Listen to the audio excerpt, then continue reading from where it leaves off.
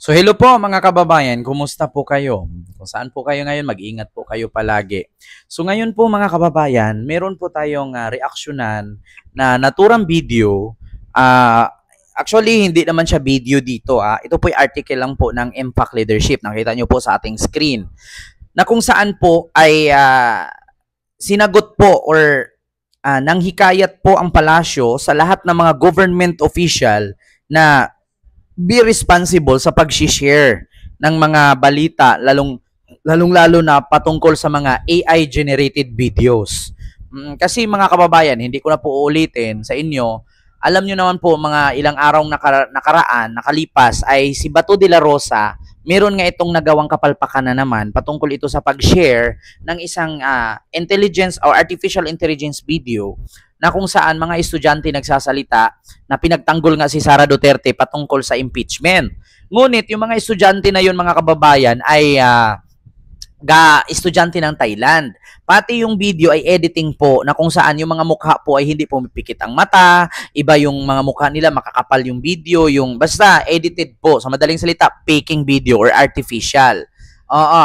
So ngayon mga kababayan, dahil po doon, pinutakti po, no, pinagpiestahan po si Bato de la Rosa ng netizen na kung saan senador ka pa naman, government official ka pa naman, bakit ginawa mong ganyan?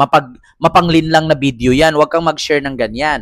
At sumagot nga itong si Bato patungkol sa mga nambabati ko sa kanya, ang sabi niya, I don't care if this post is AI generated or Manobo generated because I am not after the messenger, I am after the message. So wala daw siyang pakialam kung AI generated, basta ang sa kanya, yung sinabi ng bata.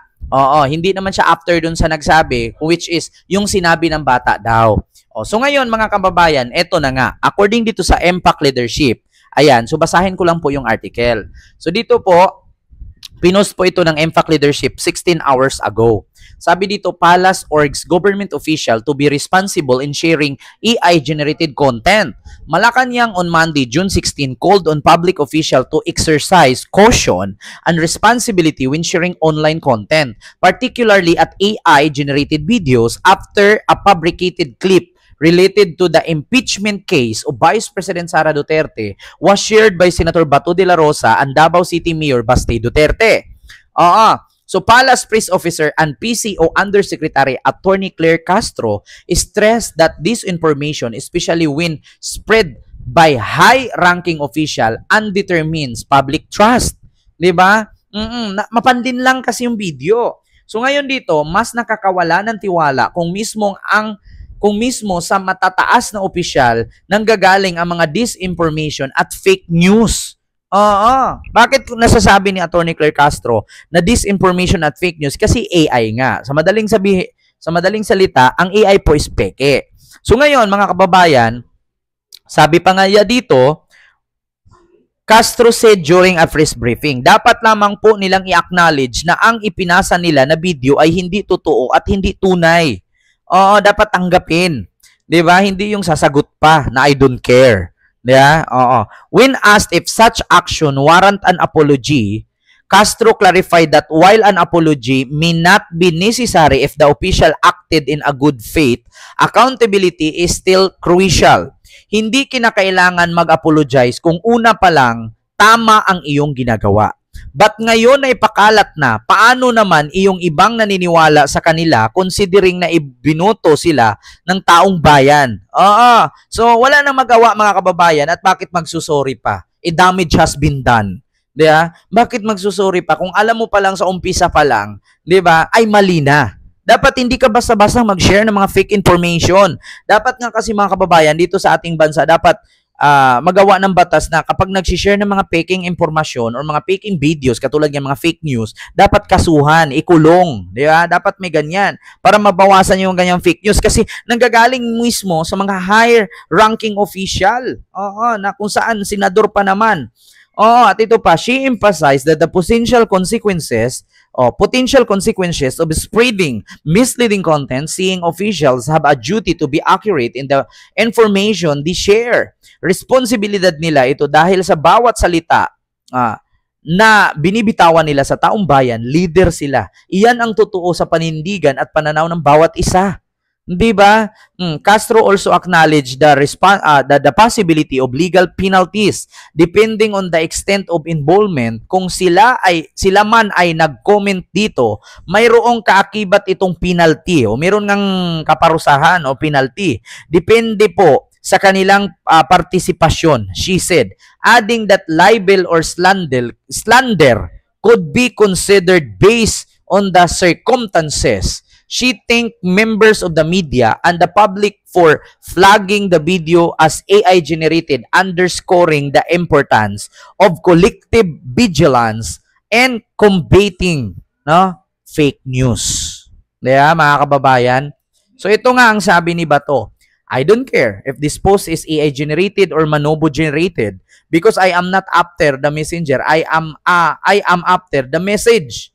So please don't shoot the messenger without reading the message that he delivers. Sabi ni Bato. So wala daw siyang pakialam kung AI generated, kung PK ba o hindi, kung Manobo generated daw ito, basta ang sa kanya, kung ano ang mensahe ng bata, yun ang kanyang pinahalagahan. Do not shoot daw, please don't shoot the messenger without reading the message that he delivers. Wag daw nating husgahan, wag daw nating anuhin yung nagsalita. Robot nga yun tanga lang.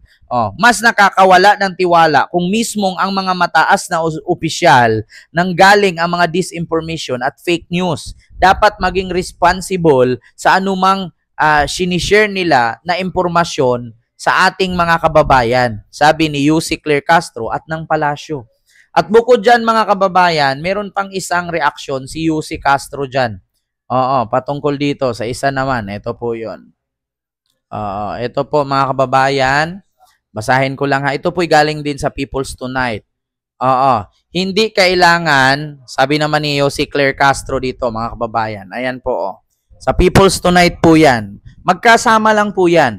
Ang sabi dito, hindi kailangang mag-apologize kung una pa lang tama ng iyong ginagawa. But ngayon na ipakalat na, paano na po yung ibang naniwala sa kanila considering na binoto sila ng taong bayan? Paano po yung mga bumoto sa kanila? At paano yung mga, ako ayaw ko magsalita ng masakit, pero totoo naman po, paano yung mga bobo na nakaboto kay Bato? Yung mga bobong DDS, huwag po kayong magalit sa akin mga DDS, sasabihan ko kayong bobo kasi bobo naman po talaga kayo. Biruin nyo, yung pinakalat ni Bato na i-share niya na AI video, peke po yun. Tapos pinaniwalaan ninyo. Ngayon, sabi nga ni Atty. Barry Gutierrez, peke na nga yung video. Pag ibig sabihin ng AI generated, peke. So, kung ikaw mismo naniwala at ginawan mong batayan yung peking video, so, wala kayong pinagkaiba, peke ka rin or sinungaling ka rin. 'Di ba? So wala kang dapat, hindi naman natin pwedeng sabihin na mag-sorry si Bato, manghingi ng pasensya si Bato. Hindi natin pwedeng ganun. Kasi bakit? Nangyari na yan Damage has been done. So ang tanging gawin, lesson learned. Aral na po yan para sa susunod na ipopost at isi-share ay ingatan. Actually mga kababayan, hindi lang naman po yan. Beses na yan, napalpak si Bato. Meron pa nga siyang isa na sinabi na which is yung mga estudyante nagre-react din. Bakit? Ano bang reaksyon ng mga estudyante? Ang sabi kasi ni Bato, itong mga Pilipino na kumampi sa ICC, pakantahin natin ng 1,000 times Bayang Magiliw. Na kung saan, ang pamagat po ng National Anthem ng Pilipinas ay Lupang Hinirang, hindi po Bayang Magiliw. So doon pa lang palpak na siya, mga kababayan.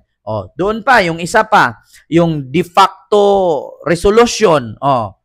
'Di ba? Yung pagpapabasura sa impeachment ni Sara. Hindi din po na alam ng taong bayan kung saan niya galing doon kasi wala po yun sa Philippine Constitution, wala po yun sa batas. Yung sinabi niyang de facto resolution. 'Di ba? Impacto resolution na yan. At marami ding abogado nagre-react. Saan galing ni Bato yun? At kahit ulit-ulitin daw nila sa Philippine Constitution or mga resolusyon ng Pilipinas, sa Philippine Constitution, wala silang nakikita. So, hindi lang po isang beses palpak si Bato, maraming beses na po. Kaya nga tinatawag siyang Batorni 'Di ba? Kaya tinatawag po siyang boy puncher. Ewan ko ba, bakit si Digong nagtalaga ng senador na maganyan ang utak? Kaya sa sunod tayo, mga kababayan, bilang butante, isipin natin yung mga iboboto natin ay yung talagang abogado, yung may alam sa batas, hindi yung puro utak pulbura.